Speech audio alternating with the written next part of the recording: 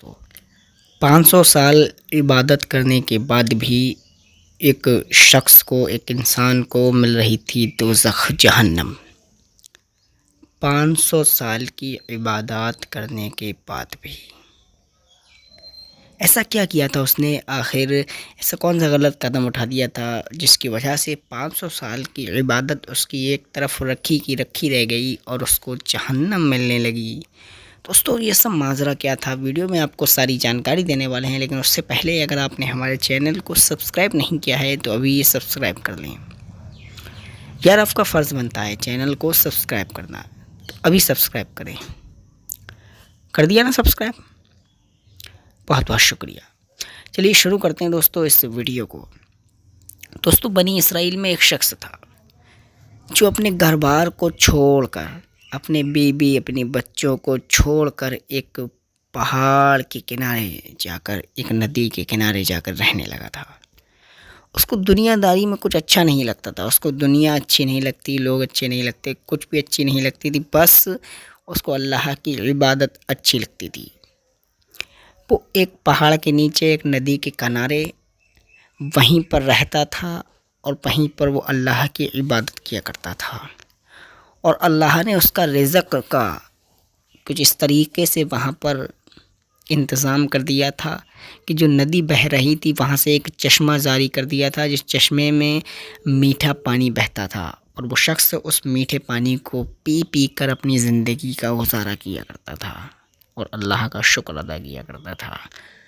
اور اللہ تبارک و تعالیٰ نے اس کے رزق کے لیے وہیں پر ایک انار کا پیڑ اگا دیا تھا، یعنی کہ ایک انار کا پیڑ تھا جس پر انار آیا کرتے تھے۔ ان انار کو کھا کر وہ اپنا پیٹ بھرتا تھا، اور اس کے بعد پھر وہ اللہ کی عبادت کرتا تھا۔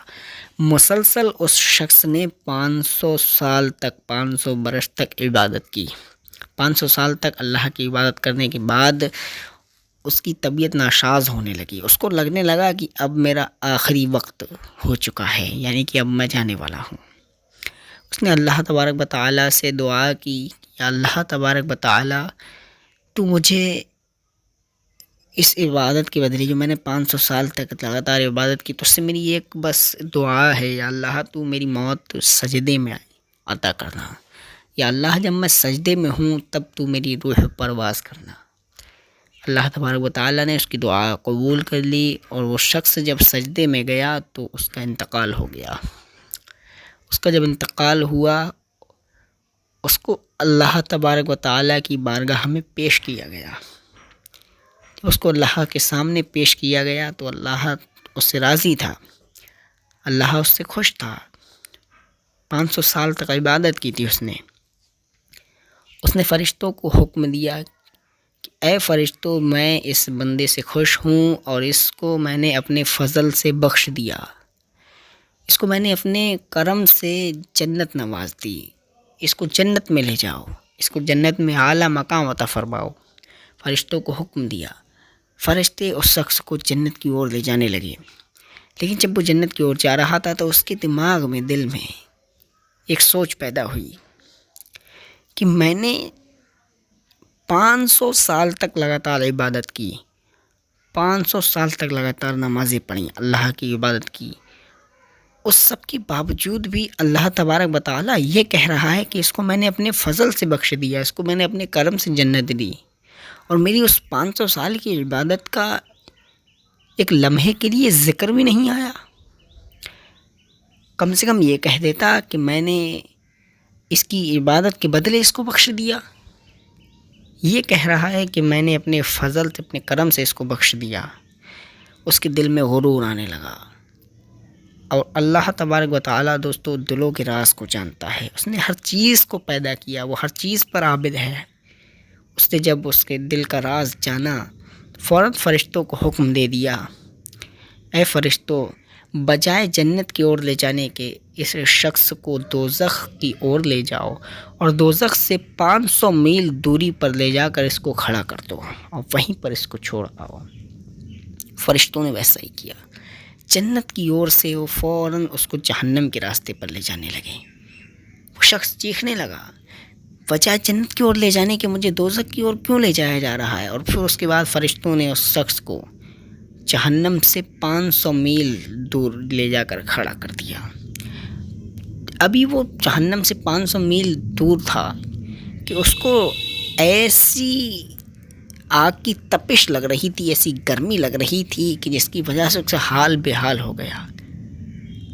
آگ کی تپش سے، گرمی سے اس کو بہت تیز کی پیاس لگنے لگی، وہ چیخنے لگا کہ کوئی مجھے پانی دو، کوئی مجھے پانی دو، مجھے بہت تیز کی پیاس لگ رہی ہے، کوئی مجھے پانی دو۔ وہ شخص چیخ رہا تھا لیکن اس کو کوئی پانی دینے والا نہیں تھا۔ وہ شخص بہت چیخ رہا تھا، اس کا حال سوکھ کر ایک کانٹے کے جیسا ہو گیا، گرمی کی وجہ سے، تپش کی وجہ سے، لیکن اس کو پانی نہ ملا۔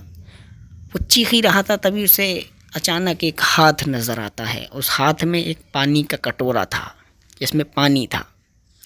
وہ شخص فوراً دیکھ کر وہ کٹورا کہتا ہے کہ ارے مجھے پانی دے دو، مجھے بہت تیز کی پیاس لگی ہے۔ جیسے ہی وہ اس ہاتھ کی اور جاتا ہے تو فوراً وہ ہاتھ پیچھے ہونے لگتا ہے۔ اس شخص نے پھر کہا کہ مجھے بہت تیز کی پیاس لگی ہے، مجھے پانی دے دو۔ تو اس ہاتھ سے ایک آواز نمودار ہوتی ہے جو کہتی ہے کہ اس پانی کے بدلے تمہیں کچھ دینا پڑے گا، اس پانی کی تمہیں قیمت چکانا پڑے گی۔ تو وہ شخص کہتا ہے کہ کیا قیمت چکانا پڑے گی؟